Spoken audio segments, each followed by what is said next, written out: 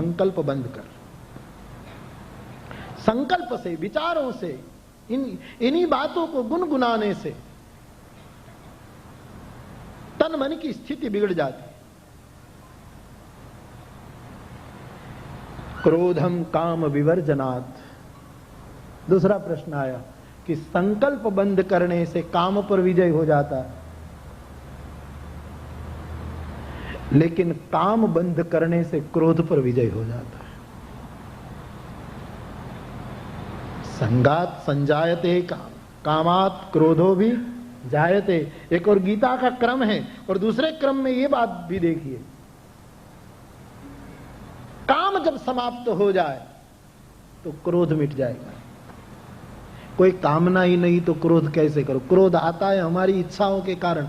हमने कहा ऐसा क्यों नहीं किया, हम चाहते थे ऐसा क्यों नहीं हुआ, इसलिए तो क्रोध आता है। कामना ही चली गई तो क्रोध पर काबू आ गया। सीधी सी बात है। अर्थानर्थे क्षया लोभम। लोभ का नाश कैसे हो? नारद जी ने बताया कि जिसको हम बहुत मूल्यवान चीज मानते हैं, उसको अनर्थ रूप में देखने से लोभ का नाश हो जाता है। अर्थानर्थे क्षया लोभम। लोभ का क्षय हो जाता है।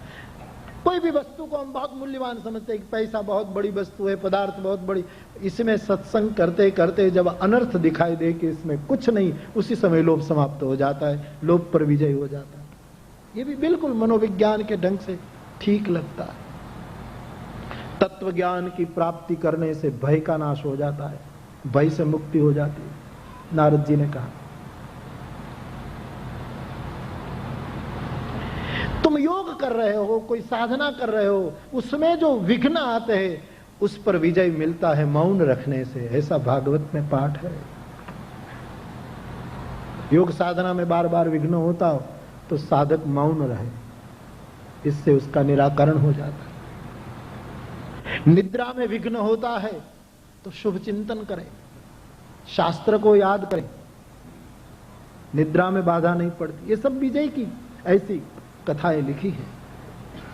रजोगुण और तमोगुण में बहुत मुश्किल है तो सत्व का चिंतन करे, और सत्व पर विजय पाने के लिए उसका उपशमन हो जाए। भागवतकार कहते हैं सत्व चिंतन पर मिट जाए। आखिर में मूल सरवाला केर के भागवतकार ने यह कह दिया कि ऐसा करके एक एक दुर्गुण नाश होता है, लेकिन इनमें से तुमसे न हो तो ये समस्त, जो भागवत का ये पाठ है, मुझे श्लोक याद नहीं, लेकिन स्पष्ट लिखा है, फरमाया है कि ये समस्त विकार नष्ट हो जाता है अपने सदगुरु की सेवा करने से। भागवत को देख लीजिए।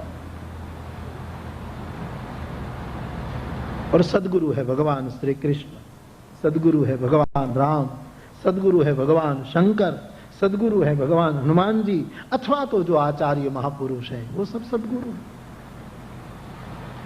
सभी दुर्गुणों पर विजय होता है अपने सदगुरु के चरणों का आश्रय करने से। ऐसा शास्त्र वचन है, नारद जी के वचन।